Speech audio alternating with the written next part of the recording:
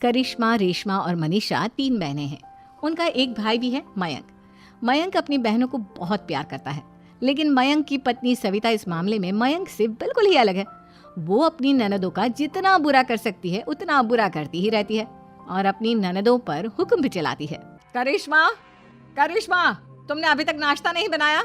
तुम्हारे भैया को ऑफिस जाने में देर हो रही है। हाँ भाभी, बस अभी बनाती हूँ। करिश्मा, तुम ये ढीलापन छोड़ दो। कल को पराए घर जाना है। वहाँ अगर तुम इस तरह से काम करोगी तो लोग क्या कहेंगे कि माँ ने और भाभी ने कुछ सिखाया नहीं।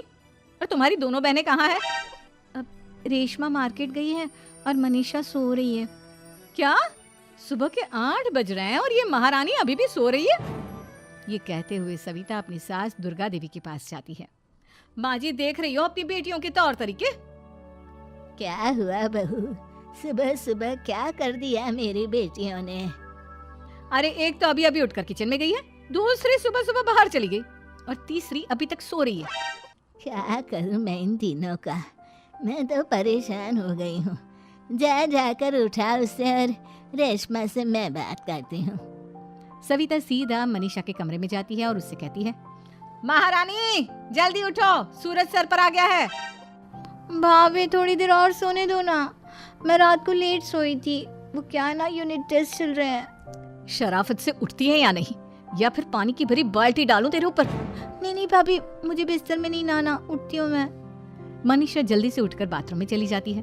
सभी आराम से बैठकर नाश्ता कर रहे होते कि तभी रेशमा बाजार से हाथ में सामान लिए आ जाती है।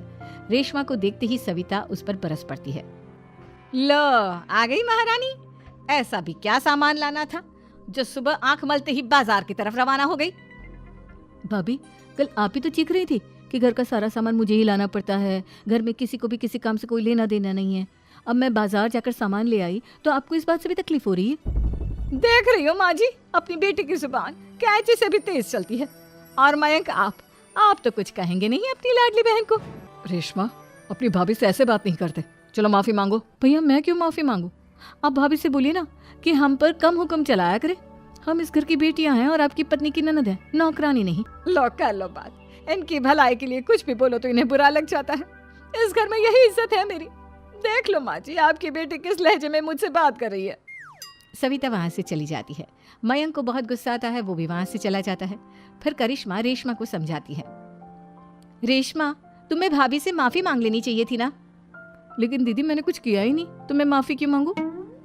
हाँ रेशमा दीदी जैसे ही घर में आई, भाभी ही उन पर चिल्ला रही थी। हाँ, मैं मानती हूँ कि गलती भाभी की थी। मैं तो इसलिए बोल रही हूँ कि भाभी ने माँ को तो पूरी तरह अपने वश में कर लिया है। वो हमारी बात सुनती ही नहीं। मयंक भैया हमारे लिए हमेशा खड़े रहते हैं, इसलिए उनकी बात का मान तो तुम्हें रखना चाहिए था ना। कोई फायदा नहीं दीदी, कुछ दिनों की बात और है, भाभी उन्हें भी हमारे खिलाफ भड़का देंगी। फिर वो भी माँ की तरह हमारी किसी बात का विश्वास नहीं करेंगे। इसी तरह सविता अपनी तीनों ननदों को किसी न किसी बात पर परेशान करती रहती थी। एक दिन मयंक अपनी तीनों बहनों के लिए गिफ्ट लाया। करिश्मा, ये तुम्हारे लिए हार का सेट। रेशमा, तुम्हारे लिए सुंदर सी ड्रेस। और मनीषा, तुम्हें किताबें पसंद है ना, तुम्हारे लिए किताबें लाया हूँ। थैंक यू भैया। थैंक यू भैया। थैंक यू भैया। करिश्मा, तुम्हारा नेकलेस कितना सुंदर है, ये भैया कहाँ से ले आए होंगे? मैंने भैया को 3 दिन पहले फोन पर ये डिजाइन दिखाया था और आज भैया ये ले आए। सविता तो अपनी ननदों के गिफ्ट्स देखकर जल गई और करिश्मा का नेकलेस तो उसे भी बहुत पसंद आया था। अपनी बहनों के लिए कितना अच्छा नेकलेस लेकर आए हैं, मुझे कभी कोई गिफ्ट नहीं दिया। मैं आज ही ये हार चुरा लूंगी। रात में सविता करिश्मा का हार चुरा लेती है और इसी तरह उसे अपनी ननदों की जो भी चीज अच्छी लगती वो उसे मांगती नहीं, बल्कि रात के अंधेरे में चुरा लेती। इसी तरह दिन बीतते गए और सविता ने मयंक के दिल में भी उसकी बहनों के लिए नफरत पैदा कर दी। एक दिन मयंक ने करिश्मा और रेशमा के लिए रिश्ता देखा और ये बात उसने घर में सबको बताई। माँ, करिश्मा और रेशमा के लिए बहुत अच्छा रिश्ता आया है, वो लोग कल इन्हें देखने आ रहे हैं। आप और सविता मिलकर सारी तैयारी कर लेना। ये सुनकर करिश्मा और रेशमा खुश हो जाती हैं, लेकिन सविता सोचती है, अगर इन दोनों बहनों की शादी हो गई तो घर और बाहर का काम कौन करेगा? मनीषा तो 1 नंबर की कामचोर है, उससे तो किसी बात की उम्मीद लगाना ही बेकार है। मुझे इस शादी को रोकना होगा। अगले दिन सभी लड़के वालों के स्वागत की तैयारी करने में लगे होते हैं। तभी मयंक अपनी बहनों से आकर कहता है, तैयार हो गई तुम दोनों? देखो, दोनों लड़के बहुत अच्छे हैं, मैं कोई कसर नहीं छोड़ना चाहता, इसलिए तुम उनके सामने अच्छे से बिहेव करना और अपनी भाभी से लड़ने मत लग जाना। करिश्मा, तुम वो नेकलेस पहन लो ना जो मैं तुम्हारे लिए लाया था। भैया मैं बहुत देर से वो नेकलेस ढूंढ रही हूँ, लेकिन मुझे मिल ही नहीं रहा। क्या तुमने नेकलेस खो दिया? तुम्हें पता भी है वो कितना महंगा था? तुम कोई काम ढंग से नहीं कर सकती। मयंक गुस्से में वहां से चला जाता है। थोड़ी देर बाद लड़के वाले भी आ जाते हैं। वो दोनों बहनों को पसंद कर लेते हैं और रिश्ता पक्का हो जाता है। लेकिन सविता के दिमाग में तो कुछ और ही खिचड़ी पक रही थी। वो पंडित जी के पास करिश्मा की कुंडली लेकर जाती है और उन्हें पैसे देकर करिश्मा की कुंडली बदलवा देती है। जब लड़के वालों के पास करिश्मा की कुंडली जाती है तो वो दुर्गा को फोन करते हैं। बहन जी, हमने करिश्मा की कुंडली अपने पंडित जी को दिखाई थी। आपकी बेटी की कुंडली नहीं बल्कि दोषों का पिटारा है।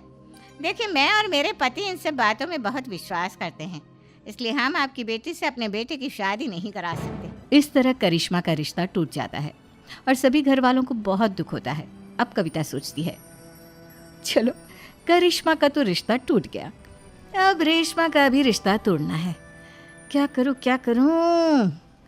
अब सविता आवाज बदलकर किसी अननोन नंबर से रेशमा के होने वाले ससुराल में फोन करती है। हेलो, मैं कौन हूँ कौन नहीं ये आपके लिए जानना जरूरी नहीं। बस इतना सुन लो कि रेशमा का 2 साल से किसी के साथ अफेयर चल रहा है। बस रेशमा का रिश्ता तोड़वाने के लिए सविता का इतना कहना काफी था। अब रेशमा का भी रिश्ता टूट गया। मयंक और दुर्गा देवी ने रेशमा को खूब खरी खोटी सुनाई और उससे बार बार उस लड़के के बारे में पूछने लगे। आप दोनों मुझे क्यों परेशान कर रहे हो? अरे कोई लड़का होगा मेरी लाइफ में तो मैं बताऊंगी ना। जब कोई है ही नहीं तो कहाँ से लाऊं मैं कोई लड़का? तो तेरे होने वाले ससुराल वालों को फोन किसने किया था? माँ, मैं नहीं जानती किसने फोन किया था, मैं सच कह रही हूँ। मैं तो पहले ही कह रही थी इसकी लगाम खींच कर रखो, लेकिन मेरी सुनता ही कौन है। अब चुप रहिए भाभी, ये सब आपका ही किया धरा है। अब तीनों बहनों को विश्वास हो जाता है कि ये सब उनकी भाभी ही कर रही है। तीनों बहनें अपनी भाभी को सबक सिखाने के लिए एक वकील कर लेती है और घर में हिस्सा मांग। देखो भैया, माँ बाप की जायदाद में जितना बेटों का हक होता है उतना ही बेटियों का, इसलिए इस घर के 4 हिस्से होंगे और हमें अपना हिस्सा चाहिए। मैंने तुम्हारे लिए क्या क्या नहीं किया और तुम इस घर में हिस्सा मांग रही हो? भैया, आप और माँ हम बहनों की कोई बात नहीं सुनते हो और भाभी हमारी शादी नहीं होने देगी क्योंकि उन्हें लगता है कि आप हमारी शादी में ज्यादा पैसा लगाओगे और उन्हें हम जैसी फ्री की नौकरानी कहाँ मिलेगी। तो हम भाभी के साथ तो रह नहीं सकते, हम बहनों को अपना हिस्सा चाहिए। अरे तुम्हें शर्म आनी चाहिए अपनी भाभी पर ऐसा इल्जाम लगाते हुए। वो तुम्हारे बारे में कितना सोचती है। हाँ माँ, भाभी हमारे बारे में बहुत सोचती है। दिन रात बस यही सोचती रहती है कि किस तरह से अपनी तीनों ननदों को परेशान करूं और कभी मुझे पढ़ने भी नहीं देती। दोनों बहनों का रिश्ता भी तो इन्होंने ही तोड़वाया है और रात में हमारे कमरे में आकर हमारी चीजें भी चुराती हैं। इसी तरह सविता की तीनों ननदें अपनी बात पर अड़ी रही। अब कोर्ट में तारीख भी शुरू हो गई। जब सविता को लगा कि उसकी तीनों ननद इतनी आसानी से नहीं मानने वाली, तो उसने अपने पति और सास को सारी सच्चाई बता दी और अपनी तीनों ननद से माफी मांगी। मयंक और दुर्गा को भी अपनी गलती का एहसास हो गया। अब सविता खुद करिश्मा और रेशमा के लिए अच्छा रिश्ता ढूंढती है और उनकी शादी करवाती है।